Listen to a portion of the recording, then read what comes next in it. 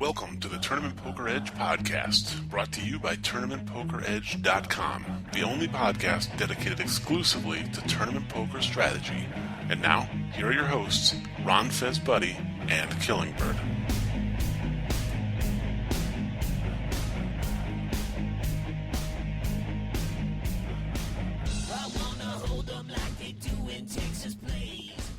Hey everybody, welcome to the Tournament Poker Edge podcast. Killingbird here with Ron Fezbuddy. What's up, man? I'm good, bud. How you doing? I'm doing awesome.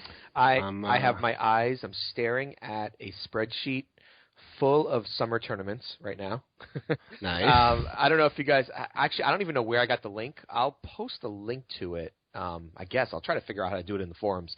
There's a spreadsheet someone on 2+2 created in Google Documents that has every summer tournament on it, which is really cool for planning because right now I'm planning my travel, so I'm knee deep in tournament structures and tournament buy-ins and trying to figure out travel. God, it's so annoying to figure out travel. Yeah, it's a nightmare. Luckily for me this year, it's easy. Well, easy because I'm driving, which in of itself is not easy, but I don't have to worry about deciding when I'm going to fly out, when I'm going to land, and other stuff is just get in the car and go. So I actually played the Mega Millions. You guys have that in North Carolina? I'm not sure which states are part of that. Are you part of it? Yeah. Yep. Yeah. Yeah. I mean, I usually don't play Lotto at all because it's such a negative EV proposition. Right. It's 540 million now. I mean, it's like hard to avoid it. And it might actually be plus EV at this point because it's such a high prize pool, although you probably split it if you win. But I don't know. The reason I'm bringing that up is because I'm going to, hopefully if I ship that, I can just play everything this summer. Right. I don't have to worry about travel. Yeah, there was a funny thread I read somewhere today, which was, if you won the Mega Millions, would you buy Full Tilt Poker? And I thought that was that's rather interesting. That's funny. I don't know. No, I wouldn't buy Full Tilt, but I would do something. Yeah. I don't know if that's where I'd invest my money, but I would definitely invest it somewhere. One word, roulette. Exactly. All of it. I wonder if there's a casino that would take your bet if you wanted to bet $500 million. No, they would never take it. They would never take that exposure. They would never. I don't think they ever would. I mean, it's a lot of money for them, but the payout is astronomical. It would bust them, I would think. I guess they could cover. They can buy insurance, and maybe then they would take it. Yeah, that could be. It's probably some way they figure out they could. I mean, since it is a plus EV gamble for them, maybe if they pool it with other casinos. I don't know. How the hell did we even get on this topic? Yeah, this is what gamblers talk about. Exactly. I wonder if I could bet $500 million on roulette. That's awesome. God. Yeah, I actually I got my schedule together, I guess last week sometime. Nice. And I'm pretty excited. Mostly Venetians and smaller. I played a couple of those Grand Poker Series tournaments last year, and I added a bunch of those to the schedule because they're small buy-ins, which for a mid-stakes guy like me is good. I can't just play a bunch of 1500s, and they're super soft because all the good internet kids are playing at the WSOP or the Venetian. Yeah. I played one of those, and they were just ridiculous. Yeah, so you head downtown, you play with all the incredibly bad tourists and locals. Gotta put up with that table talk. That's the problem. Yeah, I just throw my iPod on. Yeah. And grind away. I'm going to take a shot at a couple of WSOPs this year, too. I'm going to definitely play a Venetian. I'm going to play, I think, a 1K and a 1.5K WSOP, and then I'm pretty sure I'm going to play the main event this year. Yeah. Yeah, I'm playing one WSOP for sure, and then I'm going to add some satellites to the mix. Yeah, there's a good chance you win one of those. They're pretty soft. Yeah, I had a few people who said they would buy pieces if I wanted to play some satellites. Yeah, I'll definitely do that because that's always a cool sweat, and then I like a sweat to the main. That's so. Yeah. So I figure that's it's a good shot. I kind of set my schedule up this year so that I have some days off. I spaced them out so that I would get some rest in between. Right. So those will be good days when other people are going over to play at the World Series. I can just drive over with everybody and take some shots at some satellites. Yeah, right. Just 1 o'clock or 5 o'clock, whatever. Yeah. No pressure. So it'll be fun. It'll be here before we know it, though. Less than 2 months away. So nice. Very cool. Yeah, I'm definitely looking forward to that. And speaking of looking forward to stuff, we got a cool show today. Yeah, pretty excited. A little bit of a different format. Well, not different format, but a little bit of a different different guests, right? Yeah. We're gonna bring on a member actually, who a very popular member amongst other members on TPE, Rivermen123, who's had a ton of success on Merge this year, and actually on other sites as well. But you'll find him grinding the Merge tournaments a lot, and he's doing really, really well, and a smart kid, and really active in the forums, and a lot of the other members look to him for advice and stuff. Yeah. So I think it'll be cool to have him on. Yeah, I think he's definitely a leader at the site. So I think it's and people asked, can you interview him? We want to hear what he does and how he approaches the game, because he's definitely got a lot of success.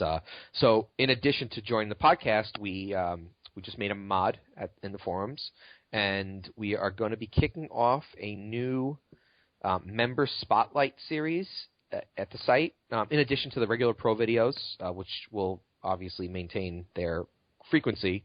We're going to post some videos from members that are breaking out and having success, because we're starting to see a bunch of them. And if they're willing to show their play and want to get people looking at their videos, we're happy to put them on the site. So look out for that. And Riverman's the first one that we're going to be doing that with. So congratulations to him. Yeah, well deserved, and those will be coming down soon. Yep. So, Yep. And one of the things we're going to talk to him a little bit about is the Maximus series on Merge that just wrapped up, and he had a good bit of success in that. Early on, I think he final tabled 2 of the first. I think the first 10 events. Yeah, his first 2 days, I think he had final tables back to back. Yeah. I'm looking at the list. He had a 6th in event 4 for almost 7K. Nice. And then another 6th in the 30K event 10 for almost 4K. So pretty good way to start. Yeah, start definitely off, a nice way to start off. And there were a bunch of players had some success, right? Yeah, really happy with how a lot of the members did. I remember Tilted EV because we were both playing together. It was actually when we were in Atlantic City, and I was grinding the first 2 events in the hotel room and chatting with him in chat, and then I came back down to, I think, Sweat U, and that was the night that he ended up finishing 5th in that 175K for almost 11 grand. So a great one for him there, and several other members too. I3Bet Shove took a 2nd place in event 5. LOL Plaid took a 5th place in event 8. Roots Princess had 2 nice runs, a 10th place in the 7,500 and a 5th place in the 40K. And then towards the end, MM Fitter took 4th in the 20K guaranteed for almost 2 grand, and then capped it off in true TPE successful fashion. Nocturnal One took 2nd in the Maximus 109 main event for almost 40 grand, which was pretty awesome. Wow, nice, man. Congratulations, Nocturnal. He's a good guy. He's all over the forums too, so nice stuff, guys. Yeah. And it's cool because you don't see those kind of prize pools on American facing sites recently. So to make a run in a main event like that and ship that kind of a prize pool nowadays is a huge deal. Yeah, can I share my my experience with Maximus? So I didn't play a ton of Maximus events. I played a couple in the middle, but I set aside the last day to play a bunch of stuff, and I really don't keep a lot of money on Maximus. I'm not back there. I just kind of use my own money. I had a couple $100 on the side, and I'm like, all right, well, I'm gonna just play off this couple $100 if I bust everything, because I think everything was like $600 of buy-ins that day, between the stuff I was playing, and I was like, all right, well, if I don't keep a lot of money. Every time I've cashed a decent amount, I've taken it off.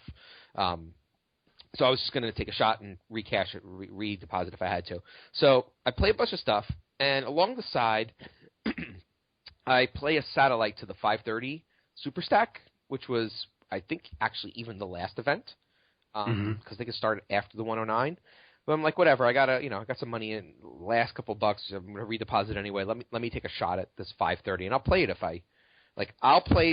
I'm not looking to play a 530 normally with $700 on the site, right?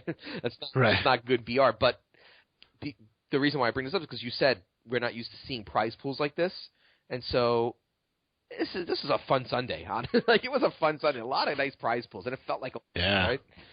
So I'm like, all right, I'm going to take a shot at this 530 satellite, and if I win, I win. If I don't, whatever, I'm going to redeposit. So I play this thing once again, to play the 5:30 Maximus event. That's my goal. Win a ticket, right? Well, I win a seat, but the satellite doesn't end until 2 hours after registration closed. Okay? So registration closed, I don't know, 7, and I win the seat at like 8:45, right? Oh, jeez. So first of all, as registration is closing, I'm like, I don't even want this seat anymore. I don't want to walk into this with 15 big blinds, right? You know? Right. But you know, whatever. I don't know why they scheduled this. Like I had 8 tables up. I wasn't really like looking at it closely, and I find their lobby and structure screens so confusing anyway. It's like so badly designed that I didn't really think about that possibility. I just figured it's a turbo, maybe it'll get them, whatever. They structure it in a way that you get in, maybe not when it starts, but you get it in enough time. But obviously we don't. So now, needless to say, I didn't cash in anything else Sunday. So I got no money in my account and a $530 ticket. But you can't use. Well, I guess they do have like a $500 tournament like once a month or something. So they have a $530 tournament. I think they actually have one every week now. Oh, okay. So I write to so I'm playing on players only because I can't play on lock because they don't accept New York residents, and I signed up for players only like literally like April 18th, right? Just because I wanted to make sure I got on a site before they shut us down. So I'm playing on the site, and their support is the worst. So I don't mind outing them here. I write to these people very, very, calmly and rationally, saying, listen, you ran a satellite for something that was specifically to the Maximus 530. I only played it because I wanted to play the Maximus 530. I don't want to play a $530 tournament. I wanted to play that tournament, and it was able to satellite to that tournament. Now, I know I got a ticket, and I could use it for other stuff. And I know I've been around poker long enough to know that if you win a ticket to something and it's a non-refundable ticket, it's a non-refundable ticket, and that's the way it is. But I think I had a case here that you advertised a ticket to something that you couldn't fulfill, and being that I got no cash in my account, I'm not even asking for cash. Give me tickets to 109s, 33s, 11s, whatever.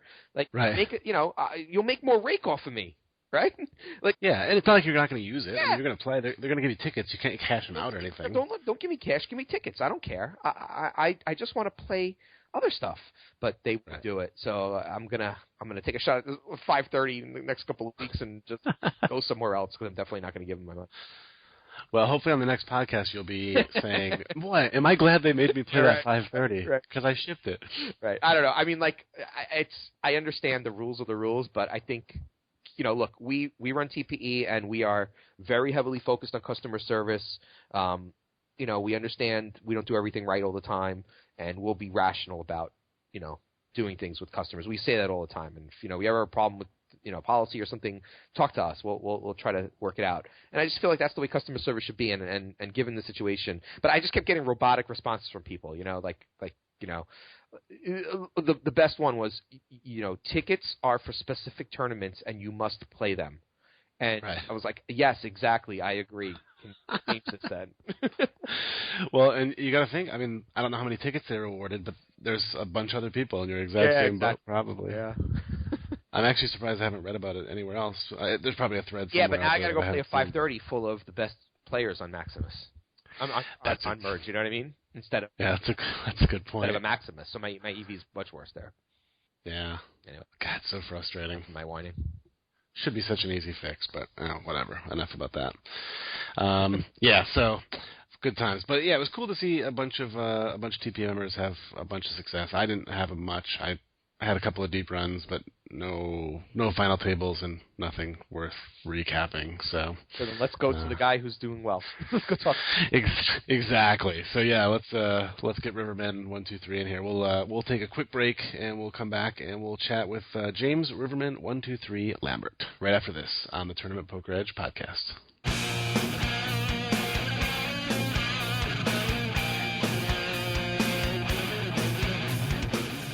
Hey MTTers, this is Casey Big Dog Pocket Fives Jarzovic from TournamentPokerEdge.com. If you've been looking for a trading site dedicated exclusively to tournament poker, then look no further. Tournament Poker Edge is only $23.95 per month, with no initial sign-up fee, and we post a new training video every weekday. You'll also find poker-related articles, blogs, and very active strategy forums. We even offer you the ability to upload your own video for others to discuss. So head on over to TournamentPokerEdge.com to find out why it's quickly becoming the destination for tournament poker players looking to take their game to the next level. TournamentPokerEdge.com.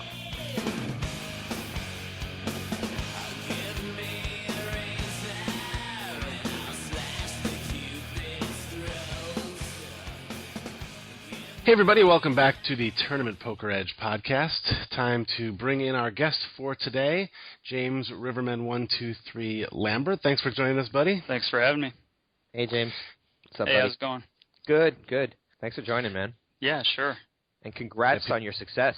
Thanks a lot. Yeah, it's a lot of hard work involved, a lot of grinding, every day. I really never get tired of playing. So Yeah. Is it poker fun, man? That's kind of rare. But So have you just always loved poker? Like how long have you been playing? I've only been playing since around November 2009. Oh, wow. Yeah, I didn't know the rules of the game. I didn't know anything about poker, and I was kind of dissatisfied with the income I was making at my office job, and so I wanted to find another way to make a little bit of extra money. So I just, started playing sit and goes online, and just like the 9-man, just $3 sit and goes on UB and Stars, and just started, progressively learning the game more and more. Moved into MTTs and had a couple 4-figure scores, and it was more money than I had ever really made at my job. So. I was kind of hooked at that point, and right. Just sort of built from there.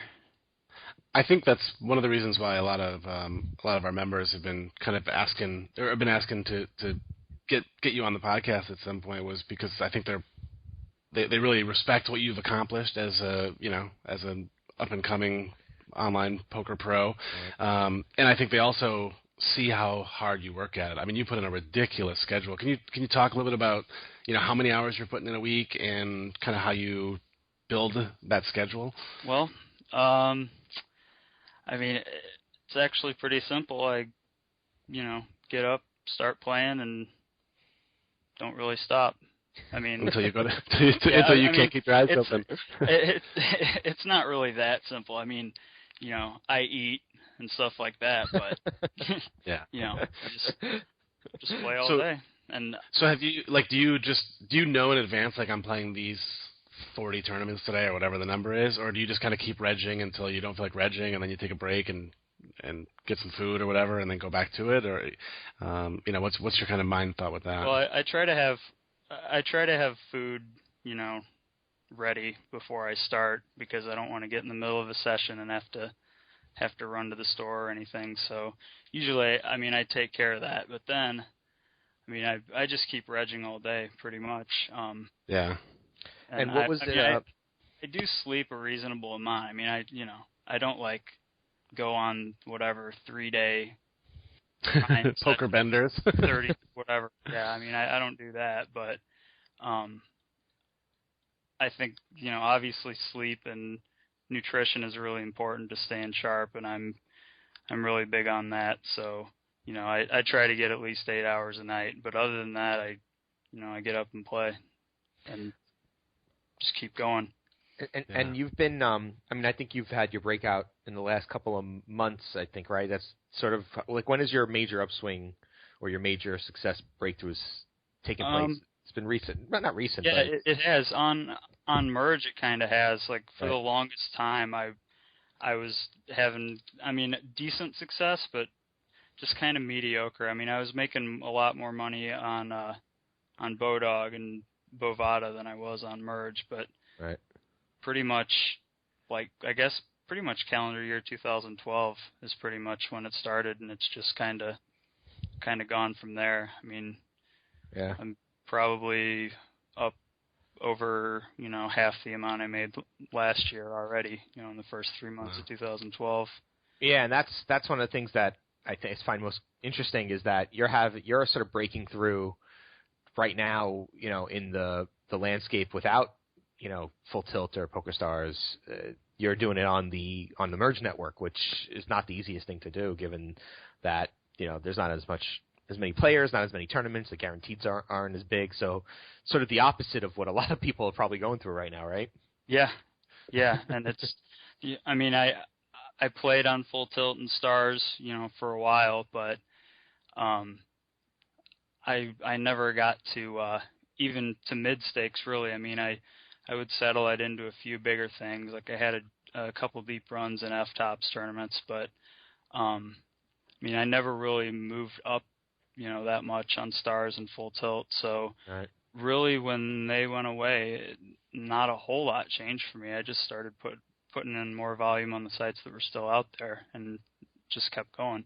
Yeah, and we mentioned this on the intro before we brought you on, but just to reiterate, so Rivermen's ranked 21st on Merge right now, which is pretty cool, pretty awesome out of 32,000 people. So you're definitely crushing that site right now. Yeah, I'm not gonna lie, I look at that every once in a while.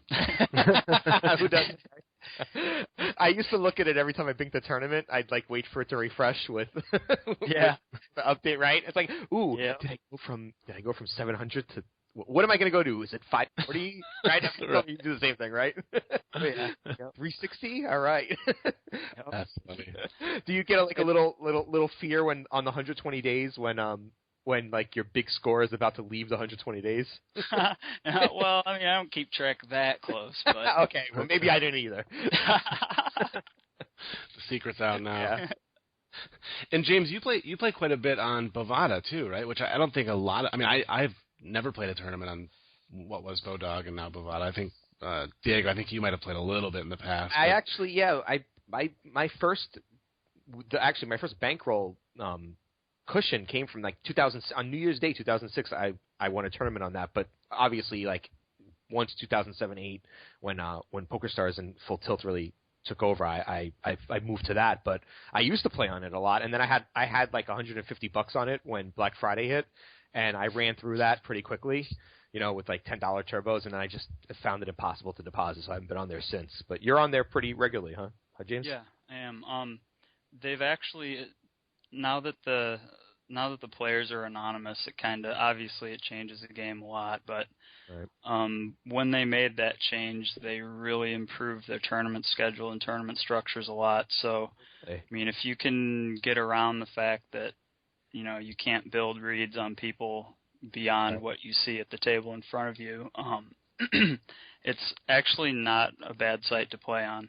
I mean, the software definitely still has its issues, even though it's brand new. But I mean, it's definitely profitable to play on there. I think anybody who's good and can stand the software can make some money on there. So the software's changed too? Yeah, they changed it, and it's improved a little bit, but it's still nothing special. It's still. Does it still require Western Union transfers to get money on there? You can use prepaid Visa cards too. Oh, okay. That's what I use. I don't leave a lot of money on there at once, so I mean it's just a couple $100 here and there that I deposit when I need to. Yeah, and I think for a lot of people, they don't need to put in the kind of volume that somebody like you who's making a living needs to make or put in. So they might just pick one site and go with it. But it sounds like for somebody who's trying to fill out an entire day's worth of poker tournaments, it might not be a bad idea to put a little money on there. I think it's definitely a good idea. I hate to give away secrets like that on a podcast that a lot of good players are going to hear, but the truth is, I mean, I think if you're playing in the U.S. and you want to have a serious grind, make serious money, then I think you should throw some Bovada into your schedule. Yeah. So how many tournaments a day do you play? I don't even know. I don't keep track exactly. I'm really not very good about keeping track of how many tournaments I play or how much money I spend in buy-ins really. But how many tables do you play at one time then? I guess that's what usually 8 to 12 maybe. Okay. So it's nothing extreme. Sometimes it's quite a bit more, but it's usually not that many. It's usually 12 probably. I think we were joking in chat a couple of weeks ago about how sometimes you just don't bust things as quick as you're used to, and the next thing you know, you have like way more tables than you had planned to have. Because you kind of get used to like, well, I'll probably be out of these 4 within a couple hours, and when that doesn't happen, you're like, oh shit, now I'm stuck in 15 tournaments when I meant to be in 8. Yeah. Especially on a Sunday too. Like last Sunday, the last day of Maximus, it was crazy. Just so much stuff going on. Yeah, and I know, besides playing, I mean, you're all over the forums at TPE, and I see you tweeting a lot. So like, what do you do in order to, aside from playing, get better at poker? What's your routine there? Because I know you watch a lot of the videos, and we don't need to limit it to just TPE. But if you use other resources as well, that's awesome. We'd love to hear about it. But what's your sort of routine for educating yourself and becoming better? I watch every MTT video I can get my hands on from any site. It's good. It's usually at the beginning of the day, the beginning of the session, I don't really have that many tables going, so I'm always watching a video. And before I start playing, usually, I mean, I wake up and, turn on my phone and I read, a book on Kindle. Like, lately I've been reading Elke's book, Razor's Edge. It's pretty good. That's a great one. Yeah, it is. It's really good. So it's poker all day, pretty much. I study a little bit before I start, and then I have a video going until I have too many tables to concentrate, and then and then I get into it. Could you recommend some TP videos to the members that are listening? What are some of your favorites? I think well, my favorite has always really been the Bourbon FTW F-Tops rebuy video, just because it's this insane raw aggression. It's just awesome to watch.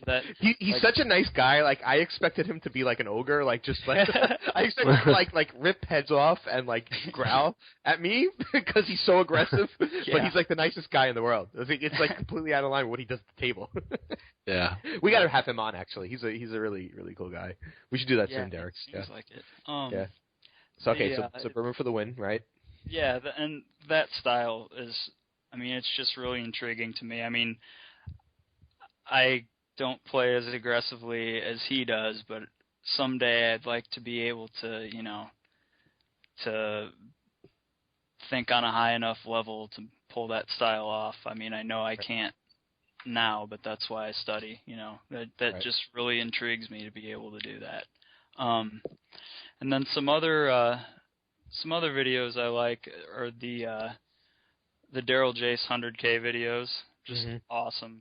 It's such deep, advanced thinking on there. I have 2 Daryl Jace series sitting in my in the hopper right now that are coming out. He's really exciting. That's awesome. We have 2 of them. Actually, the next series that's coming out will be Daryl, so you'll see that next week. That's good. Yeah. But yeah, I agree. I always label his stuff when I put it on the site as the advanced class, because I think he just thinks on such a high level. Like, and I think you really need to pay attention to what he's doing, and it makes you think. But I think it definitely expands your mind. Yeah, and there's some of the there's a little bit of dry humor in there too, like. Just the way he describes some of the villains in the hand. He's for a dry guy, he's pretty entertaining. So funny. And when I first started and then first joined the site, one of the videos that really opened my eyes was the first. I don't know if it was the first Big Dog Theory video, but it was one of the first on 3-bet shoves. That just blew my mind. Like. Just finding spots, and it doesn't even matter what your cards are in certain spots. That just blew my mind. Yeah. So, I mean, as pretty much a beginner when I first saw that. And, I mean, you can really make a profit just kind of playing that style, just playing really tight and and then reshoving, and that's kind of what I did for the longest time. And it was a lot of it was because of that video, that whole concept. Right.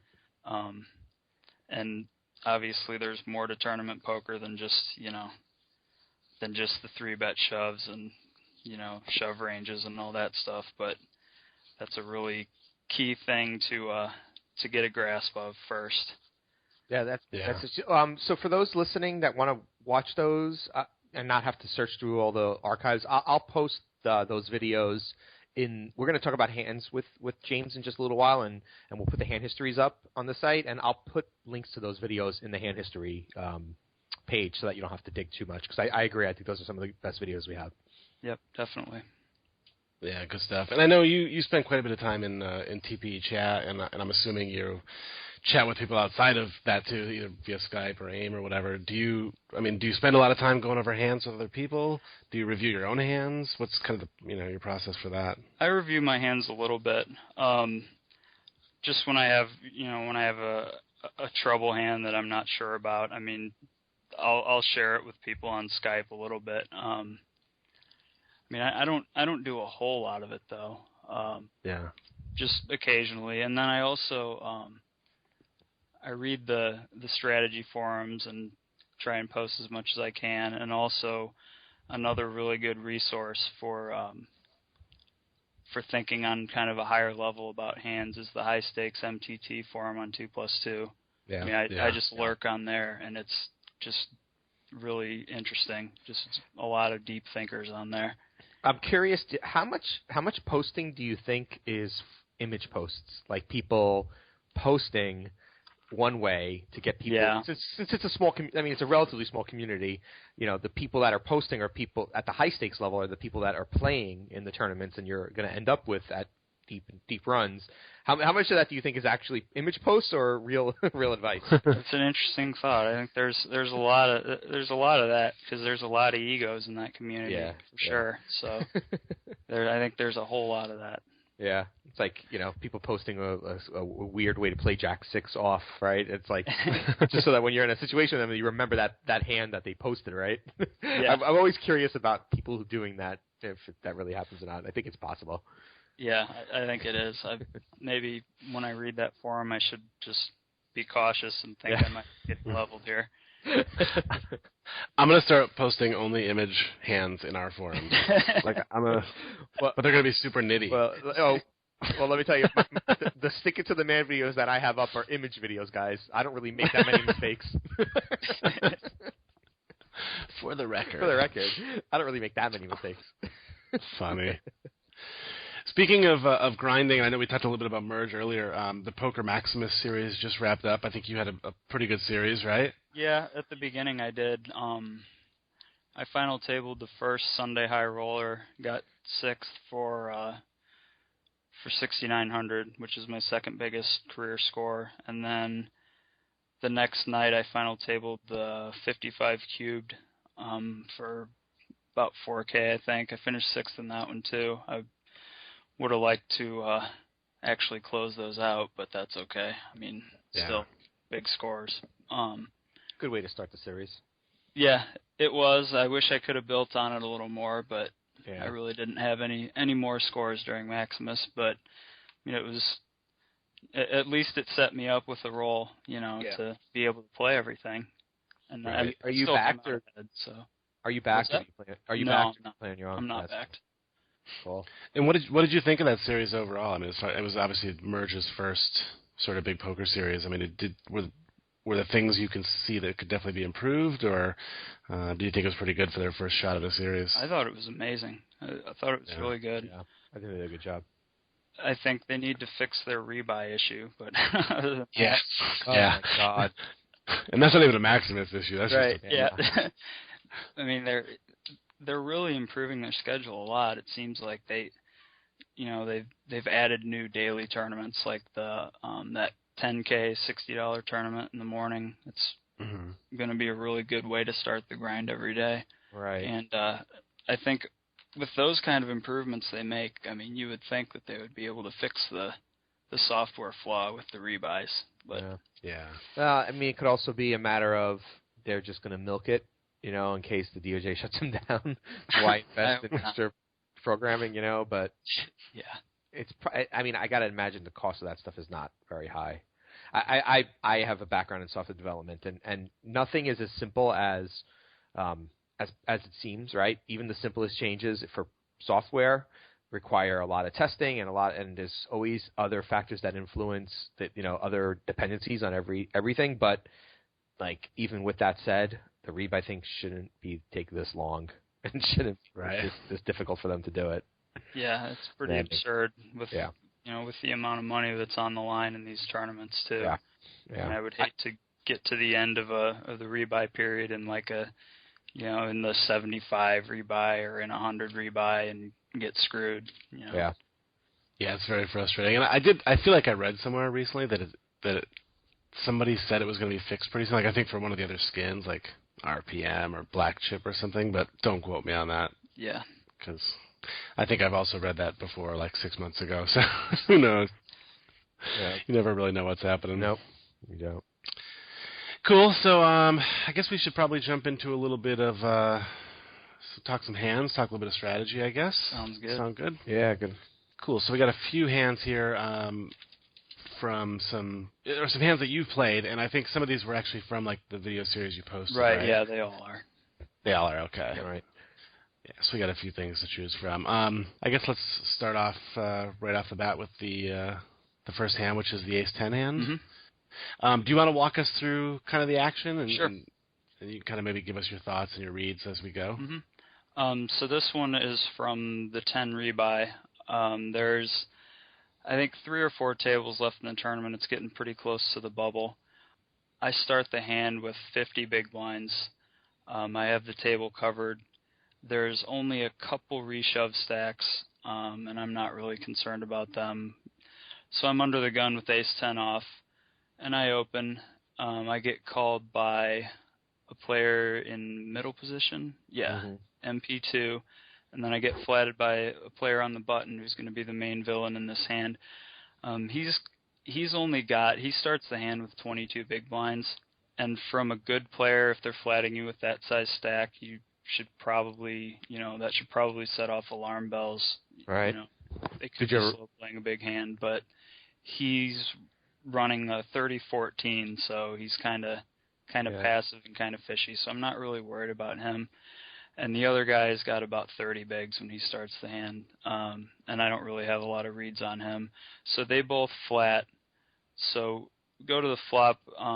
Blinds are 1K, 2K, by the way. Or I'm sorry, 500, 1K. And we go to the flop, and there's 8,300 in the pot. Hey, James, before you go to the flop, let me ask you a question. So I always like to ask this because I find this to be such a wide range of things that they could possibly have at this point. Like, do you start ranging at this point, or is it just, you can't really start putting people on hands yet because it's so early in the hand and there's not enough information, or do you start to get information? I know you're going to get information later by what they're doing now, but even now, do you start saying, okay, well, this guy might have, these are mid pairs and broadways, or is that just too many variables at this point? Well, what's your strategy? There's a little bit of ranging pre-flop for sure. With a guy like the player on the button who's going to be the main villain in this hand, his range is extremely wide for calling a pre-flop raise. He could have any suited connector, pretty much any ace, any pocket pair, just anything that looks pretty from this kind of player. So I pretty much know that his range is going to be not very well defined pre-flop. Right. Okay. And the other guy is kind of a random. I only have a few hands on him, so I wasn't really sure about what his range could be. I generally think either pocket pairs or some kind of suited Broadway, maybe. Right. Maybe I should have been a little more concerned about the guy in middle position who's flatting me, because he starts the hand with 29 big blinds. But like I said, he's kind of a random, and I'm pretty much readless on him. Right. So, I'm still putting both of them on pretty wide ranges. Right. Oh, fair enough. So, there's 8,300 in the pot on the flop, and it comes out ace of diamonds, 9 of diamonds, 3 of hearts. So I flop top pair. I have ace of clubs, 10 of diamonds. So I flop top pair. I'm gonna be c-betting this flop with my entire range. So I bet a little bit under half pot. I bet 38.45 into 8,300. The guy in middle position folds, and the player on the button calls. And at this point, I think his range, there's no straight draw on the board, so I think his range is pretty much either an ace or a flush draw. I doubt that he's peeling with a pocket pair, so pretty much he has to have an ace or a flush draw here. Right. So he calls, and we go to the turn, and there's 15,990 in the pot, about 16K, and he's got about 16K behind. And this is where I kind of make a mistake in the hand, and I check. And I think anything that he's calling on this flop, nothing really changes on the turn. The turn's the 6 of spades, so nothing really changes. And I don't think I should check here. I think I need to bet for value again because he's either got usually a weaker ace or a flush draw. So I check, and he checks behind, and he's got about a pot-sized bet left. The river is fairly innocuous. It's the 8 of spades. A couple straight draws come in, but I'm not really worried about him having a straight here. Yeah, there's no way he's calling with 7-10 on the... Yeah. I mean, even 7-10 suited would be the only one even possible. Right. There's no way he's doing that. Or, I guess the only thing 5-7 of diamonds maybe, or 7-10 of diamonds. Right. Yeah, but that's so unlikely. Yeah. The only thing I'm wondering is, do we really think he's calling pre with worse ace than ace 10? That with 22. And it's purely a question because he's got 22 big blinds. Are people bad enough? I mean, is he potentially bad enough to be calling with like ace 8 here? Yeah, this guy is. I think he is. Yeah. You think he is? Okay, all right. Then that's the answer then. Yeah. And so, I mean, and I don't really think that's that big a part of his range, really. I think, like I said, anything I'm getting value from on the flop, I should also be getting value from on the turn. He's not going to fold on this turn card. Yeah. And so then the river, like I said, it's the 8 of spades. So the flush draw misses, and this is kind of the most interesting part of the hand, I think. Can I just say that I think you should check, let him bluff? Exactly. Is that what you're going to say? Yep. Because I think he's got king queen suited here. Yep, exactly. That's one of basically the 3 hands that I put him on pretty much. And I make the mistake of betting. I bet 6,400 into 16K. And what I should do is check. I mean, you have to look at the board texture here, and when the flush draw misses, then I mean, you got to check and let him bluff. He's got a pot-sized bet left. If you check to him on the river, all he's got is king high or queen high. I mean, he sees his stack is about 16.4K, and he sees that 16K in the middle. I mean, I want him to think, hey, I can double my stack here. I can bluff shove all in. This guy looks weak. He just checked to me. But I just didn't think about this hand in the right way and just kind of fired on the river. Yeah. If you had bet the turn, then do you think you just jam the river? Like if you bet the turn and he calls, do you just jam the river then? Like, I guess what I'm asking is, by checking the turn, which you said you think was a mistake, does that change how you should play the river? Since you checked the turn, maybe that means you just kind of have to check the river to try to get a bluff because what's he going to call with otherwise? Yep. Yeah, exactly. Interesting. Yeah, because I mean, he might check behind on the turn with an ace, but I think he definitely checks behind with a flush draw. He's just it's that kind of villain. He's kind of loose passive. He's calling down to see if he hits. So right. Once he checks behind on the turn, I think I weight his range slightly toward flush draws, which is why I should definitely be checking the river. Right. Yeah, I think that definitely makes sense. Was this did you post this hand in the forums too, or was this was just from the video review? No, this is just from the video, just one of the ones I picked out. Yeah, I think it'll kind of be interesting to see, and maybe some people will post thoughts in the podcast comments what they think. But yeah, I think you're spot on, because I think he probably bluffs a huge percentage of the time. Yeah. If you check that river. Yep. And he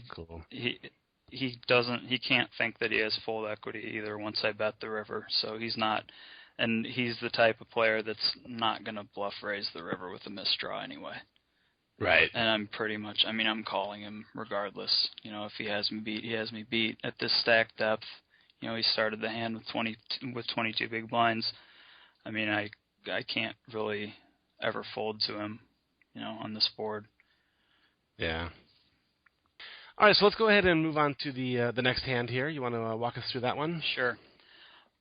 So this one, it's close to the bubble. I have a good stack.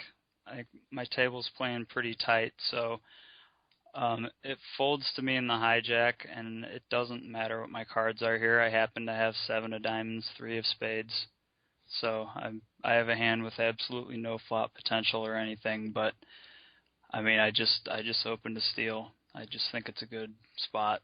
So I open, and I get flatted by a player in the small blind. He's running a 25-14.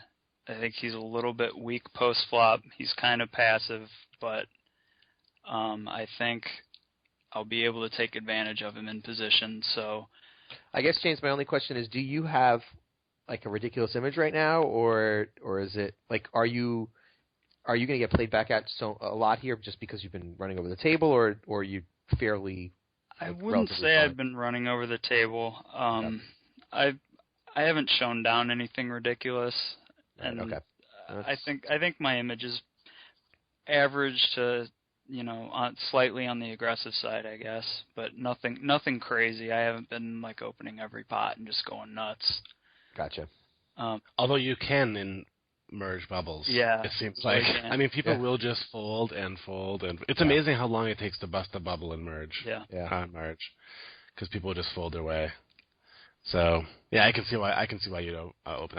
I might not do it, but I can see why you could open any 2. Yeah. Yeah, I think you should. I think you probably should be opening just about any 2 in this spot. Yeah. Stacks are good. I have a 25 big blind stack to my left, and then to his left is another 25 big blind stack, and then those guys aren't going to be shoving on me, So it's that doesn't really worry me. And the big blind's a little bit concerned, right? 20 bigs. Yeah, but he was. I'm pretty sure. I don't know, but I'm pretty sure I had a read on him that he was. There's certain players you don't really have to worry about when they have a reshove stack because they don't know that they have a reshove stack. Right. And so they're not going to use it like that. Right. Yep. They'll call raises with a hand they think looks pretty and then check fold. So. Right. Yeah. So I'm pretty sure I had a read on that guy. I wasn't really worried about him. Yeah. Cool. So the guy that flats me in the small blind, like I said, he's a little passive, a little bit weak post-flop, I think, and having position on him, I think I'll be able to barrel good boards and win the pot fairly easily. So, and he starts the hand with 35 big blinds, and I have him covered.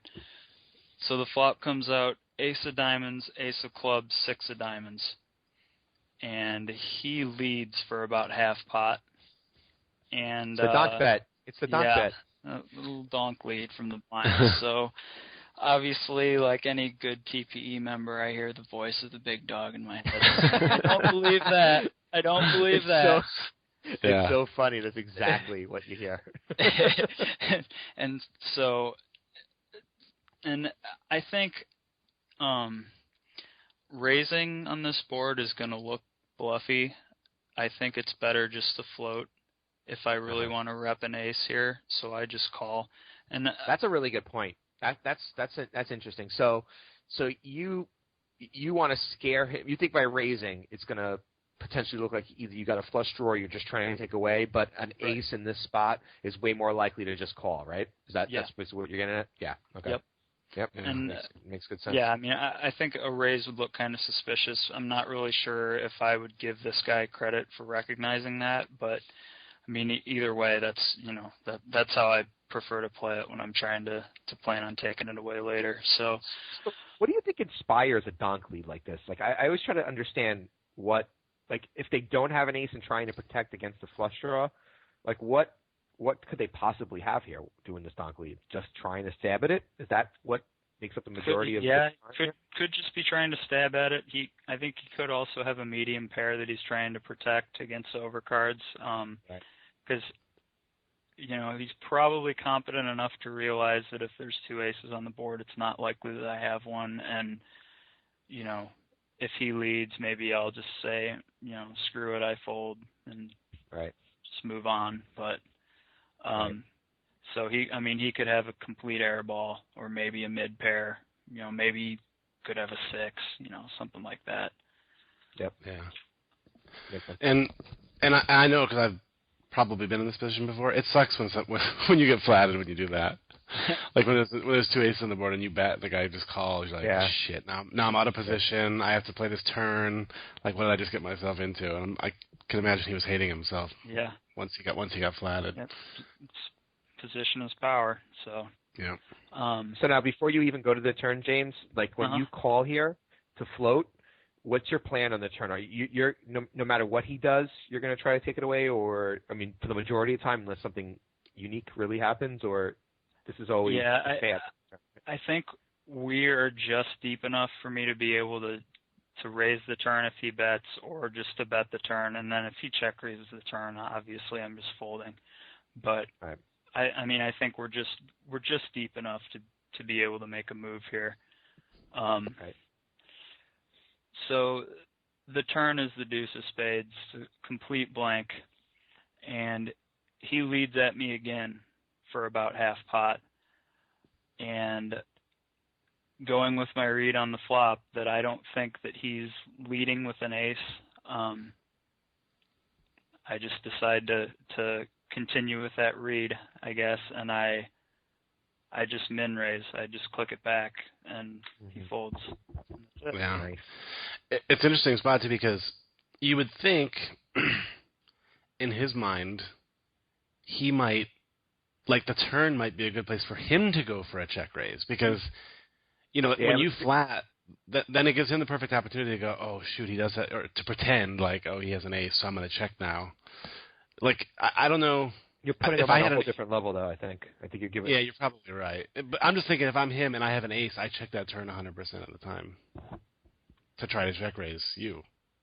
But yeah. So I think I just think it's such a good spot for you to raise, and like you said, that was your plan anyway. Mm-hmm. So yeah. So he just folded, huh? Yeah, and I think I wouldn't try this against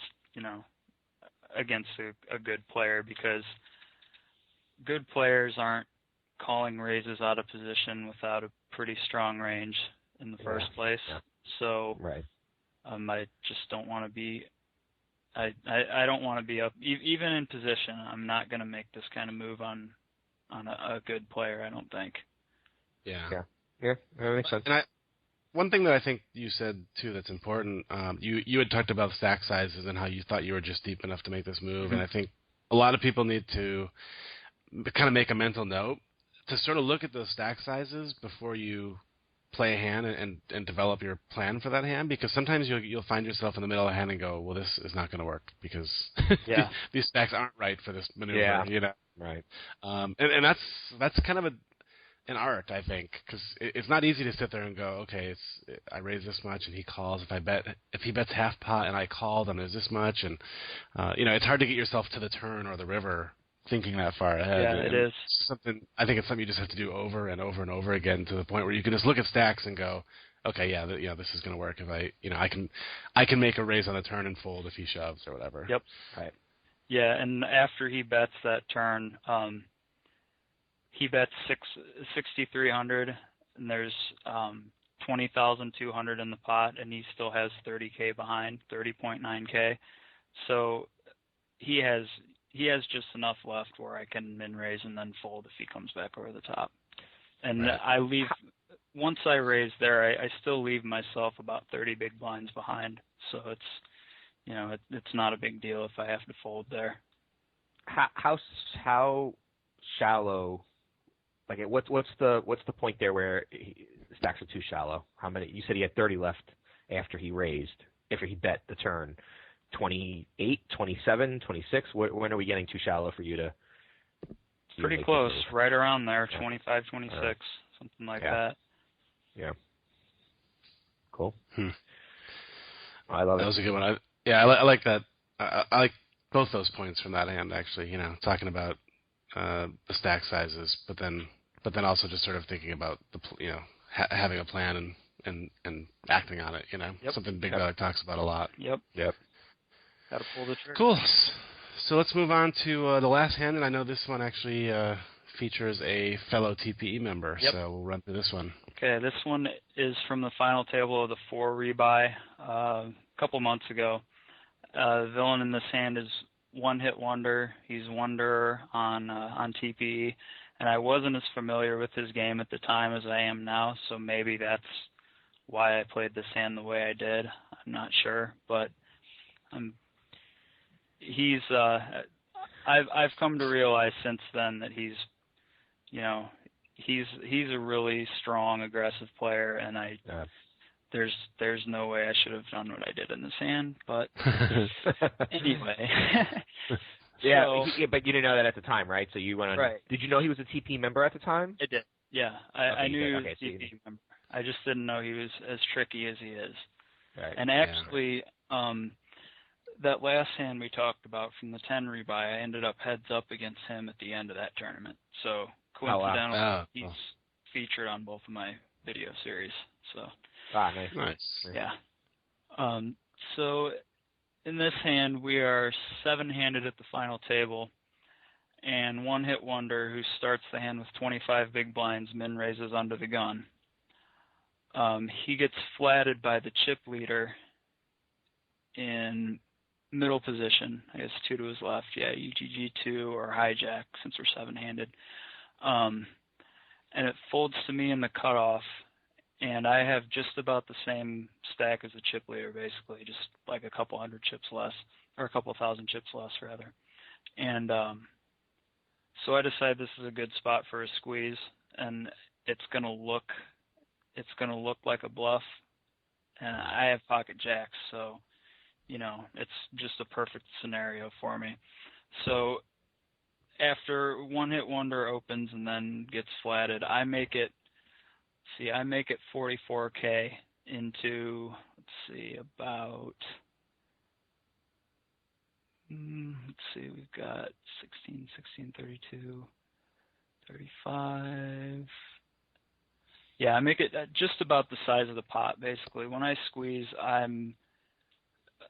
size it so I'm setting my price basically to buy the pot. So I make it 44K, and everybody else folds, and then it comes back to One Hit Wonder, who ships it in, and the original flatter folds, and it's back to me.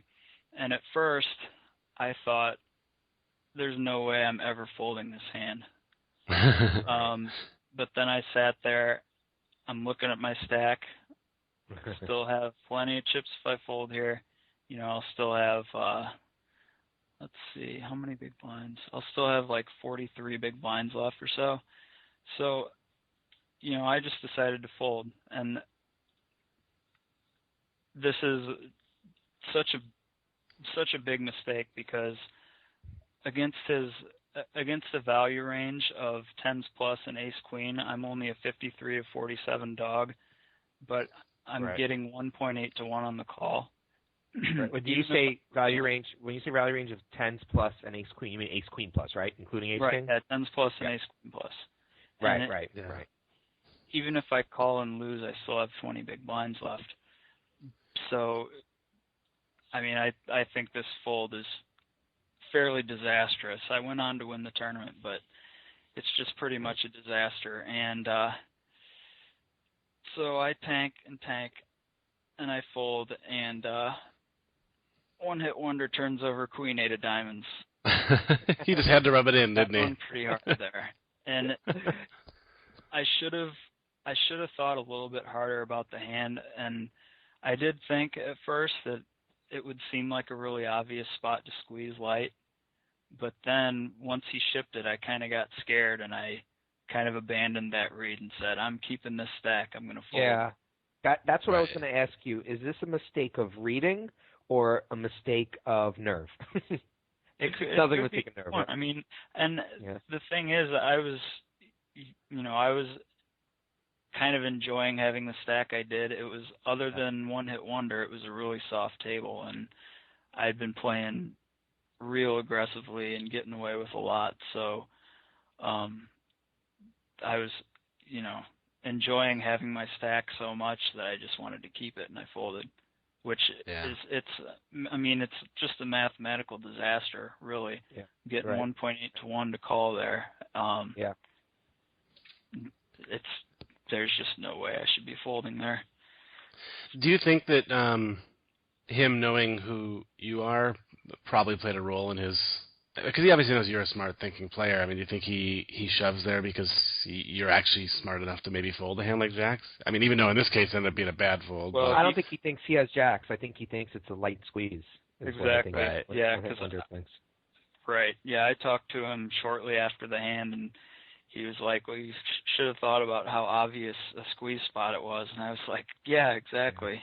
I should have, because, it just seemed like a perfect squeeze spot, especially the way I'd been playing. I mean, I went back and looked at the video, and the HUD said I was running a 33-32 with a 22% 3-bet. I mean, yeah, you got the toppest of your range here. For pretty absurd. So, just no way I should even consider folding that hand. Yeah, but I think this self-analysis is what is, leading to your success right now and making you a better player. That you really have to have that ability to go back and think about spots like this and accept that you can make some serious mistakes along the way and just, not ignore them, right? I mean, it looks like you're definitely concentrating on improving those spots.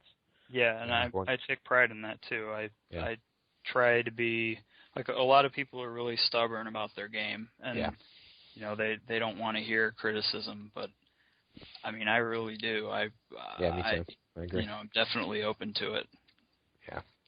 This reminds me of a hand that I always get made fun of from Casey and some other guys in one of my stick it to the mans where I have Jacks, and when the hands are dealt, I say, "Oh, I have Jacks. I'm never folding." And then something happens, like somebody raises and there's like a 3-bet, and I go, "Ooh." I'm proud to say in that video I did end up putting it all in, but it was just it's funny that it happens to be Jacks, and you even said in the hand, like, this is such a good place to make it look like I'm light. Yeah. Squeezing light, and then when they actually buy your story, you're like, ooh. Yep. I would be willing to bet that we have all been guilty of that. Yeah. That's a really good hand. I'm glad you brought that up because it shows that even if you're playing well and you're doing well, there's definitely mistakes you can make that you can learn from. Well, I went on to win the tournament, so I like my play. That's right. That's all that matters, right? That's the key to really being good, is results-oriented thinking. Yeah. That's awesome. Well, cool, James. Thanks for taking the time to come on the podcast. Like I said, some of the members have been asking for it for a while, and you've been having a ton of success, and it's something we've wanted to do for a bit. So we definitely appreciate you coming on and bringing some hands and talking a little bit of strat and talking a little bit about your history and all that good stuff. So my pleasure. Thank you. Thanks a lot, guys. Yeah. Congrats, James, and thanks for being a mod. We mentioned this before you came on, but just to reiterate, James is now a mod in TP forums, and we will be releasing his video as a member spotlight video on the site, so you can see hands like this and hands that he actually crushes people in the videos. I've always wanted that TP falling chips animation at the beginning of one of my videos. So you guys are making my dreams come true. Well, no, really, we're really Derek and I built this site because we're we love poker, right? And we've always wanted to get better at poker, and we take it seriously. And even though sometimes our results don't get there, we work hard at it. So we're really we're thrilled to see members doing well, really well. Final tabling Maximus events, and then on PokerStars and what was Full Tilt doing well there too. But it's great, and we're happy that the members who start to have these breakout successes. We want to promote those guys, so congratulations to you, and good luck the rest of the year. Thanks go very for much. 1, right? Yep. You're welcome. Thanks. All right, cool. Thanks, bud. Thanks again, James, and we'll take a quick break, and then we'll come back here and wrap things up on the Tournament Poker Edge podcast.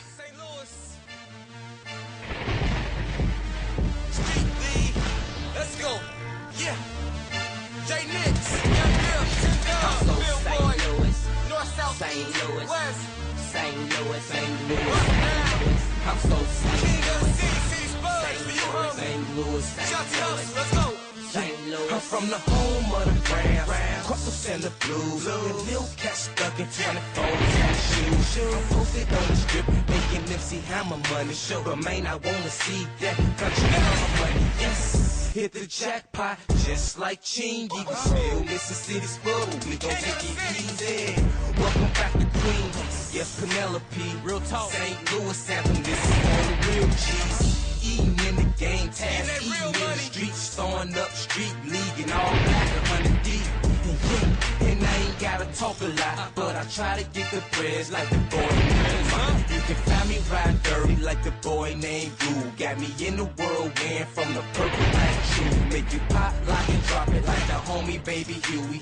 This ain't Louis fam, nope, this is not a movie. I'm so St. Louis, he's so St. Louis. This how we do. St. Louis, we so St. Louis. They so St. Louis, real money, real money. I'm so St. Louis, we so St. Louis.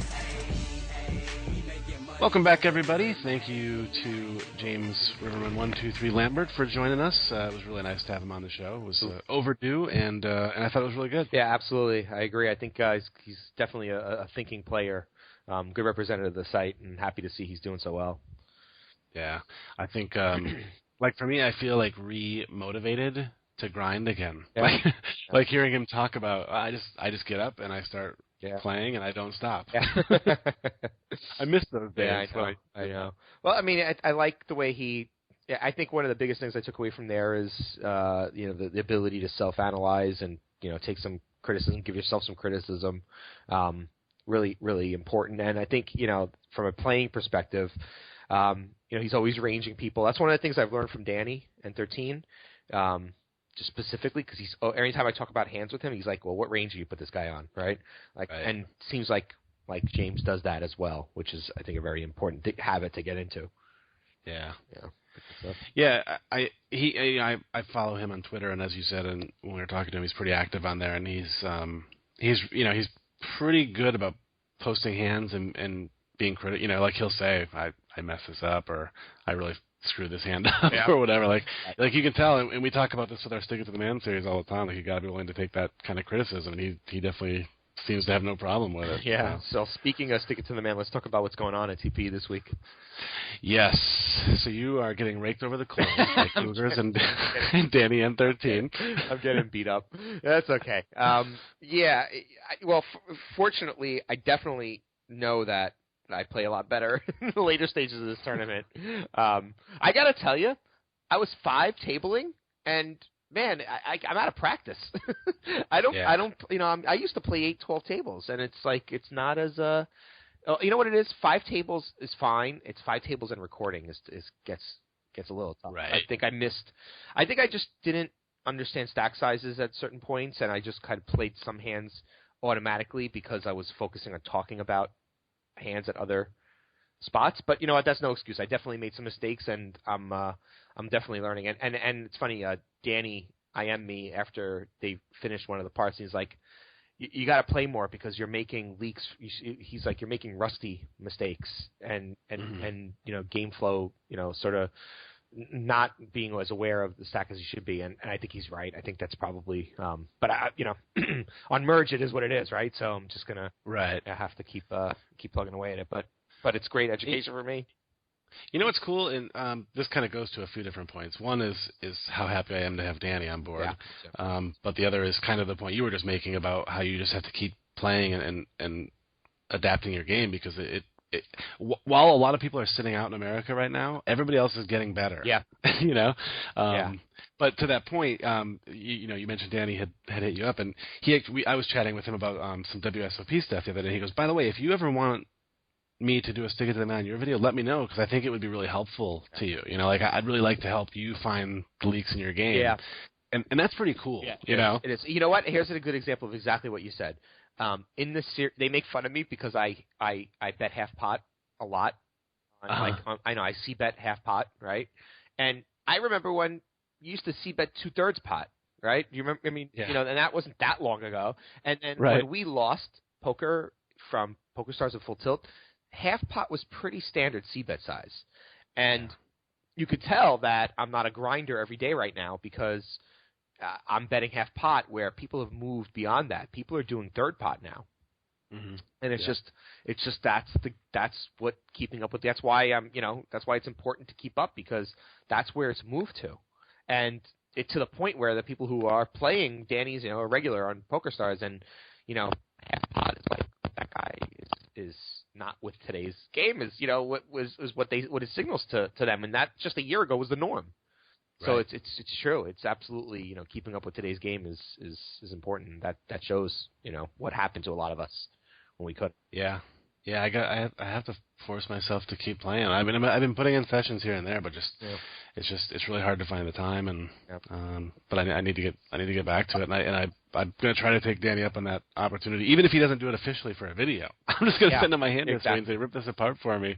Well, I think it's instructive for a lot of the people who are probably listening right now, because we get to look at the members, the numbers, and I can tell you a lot of people are coming back now to the site from a year ago, who are saying, hey, I threw some money on Merge, I want to keep playing. And so I think a lot of you might find yourself in the same situation. So you should check out that Stick It to the Man, see some of the mistakes I make that come from rustiness, and how the game has continued to evolve a little bit from someone who has kept playing.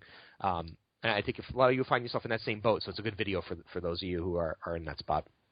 Yeah, and along those same lines, like you said, we see the numbers of what our membership looks like. We also see the numbers of how many people listen to this podcast, and I can tell you it's a lot more than a lot of people listen to the podcast who aren't a member of the site. And I just encourage you guys to come check the site out. And obviously that involves you spending some money, and I'm not going to say that we're not going to make some money if that happens, but I truly believe that if you sign up for the site for a month, you'll stick around for a much longer time, because you're just going to see how it literally pays for itself in the education you get. I mean, throw a couple $100 on Merge or whatever site you want to play on, and start watching some videos, and it's an investment in your future, because poker is coming back, and you kind of want to be ready when it does. So take that as an advertisement if you want. I don't really care either way. You can call it an advertisement, call it whatever you want. Get out of here from spam, man. Yeah, but I think I legitimately believe that you'll be happy you did it. So so check it out. Cool. You have some other cool stuff going on the site. Bourbon for the Win, who made his return a couple of weeks ago, put out a theory video this week on aggression, which is getting pretty highly rated. Pretty fun since he's known to be aggressive, as we talked about earlier today with James. Got that going on. Mark Aliato does a hand history review of his 100K second place finish. That's just currently running and coming close to an end. And we got a video coming up from, as I mentioned, Daryl Jace. His next series is up next week, so that's stuff going on at the site. And Daryl wrote a pretty cool article, which I really like. It's called Analyzing Your Game. Are you outplaying the table? And it's a free article, so if you head over, and he talks about sort of just how to know or what to look for if you're really outplaying the table, or if you're just getting lucky within a range of variance. Not just variance, but like, did you bluff and you think that he is, like, let's say you think a guy is raising with 40% of his range. but you're wrong. This particular person only raises with 5% of his range, and he folds like 1%, 20% of that. And it just so happens that he folds. You got him at the situation where he's super tight, but he does have the tiniest fold range, and you put him on a bigger fold range, and yet he folds, and you think you're right, and you're outplaying everyone, but there's a lot more of that in the game than you think. And so it's a pretty heady piece. It's not, make a cup of coffee and, shut the music off and read it, but it's really one of those things where it's like, has things start clicking when you read it. And when I read it, I thought back to, we've all had those tournaments where we go, man, everything just clicked, and I played every hand perfectly, and like I was just on top of my game. And when I read that article, I was like, I wonder if I was really on top of my game in all those tournaments, or if I just, like you said, like I caught all the villains at just the right time to make them do what I wanted to. Yeah, it's definitely part of it. It's part of it, and he's pretty humble, Daryl, and he talks about the times where he thinks he's deluding himself into thinking he's the best player ever, and he just was lucky enough to find himself with the right range, and then you forget about the suck outs and the coolers that you also had along the way. And but it's a good mindset article as well, so definitely check that out. Yep, for sure. Love his stuff. Yep. Cool. Anything else? Nope. I am looking forward to the World Series, even though it's still 2 months away. There you go. It's the countdown is on. The countdown is on. Absolutely. Cool. We'll make sure we'll get a few more podcasts in before we head out there. But and there's a members tournament coming up, right? Want to mention that before we go? Yes. Yeah. We've set one up on Merge, which I'll post in the forums so everybody can get the details on that. Passwords and all that stuff will be in there. I should say it'll be on lock. Now, I know we had some people last time who said, oh, I'm on Carbon or I'm on this site and I can't play in it. But unfortunately, when you set up a private tournament, you have to set up with the skin, not with the... It's annoying. Yeah, it is kind of annoying, but it's the reality of the situation. And it seems like most people...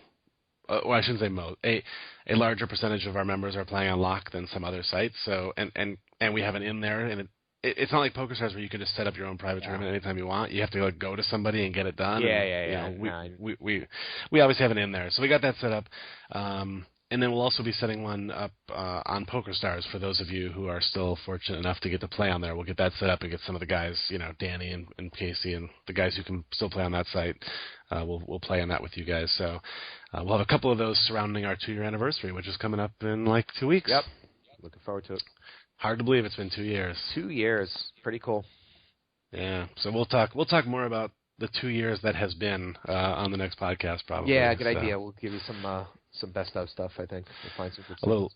A little recap of where we've been and maybe a little preview of where we're going with some things. I remember when we launched, we had 8 videos. Yeah. And none in the hopper. That's funny. Yeah, we'll talk about that on next podcast, I think. Exactly.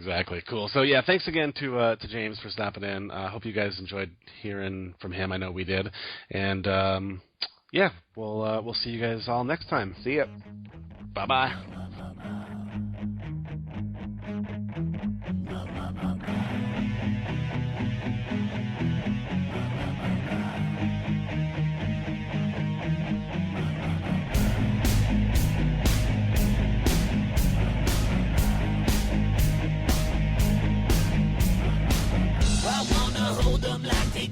Texas, please. Fold them, let them hit me, raise it, baby, stay with me. Luck and intuition, play the cards with babes to start. And after she's been hooked, I'll play the one that's on her heart. Oh, whoa, whoa, whoa, whoa. I'll get her heart, show her what I got. Oh, whoa, whoa, whoa, whoa. I'll get her heart, show her what I got. Carry mine, no she can't read a mile. Poker face, she's got to love nobody. Carry mine, no she can't read a mile. Poker face, she's got to love nobody. Poker face, poker face. Poker face, poker face. I wanna roll with her, a hot pair we will be. While little gambling is fun when you're with me. baby. When it's love, it's not rough, it isn't fun.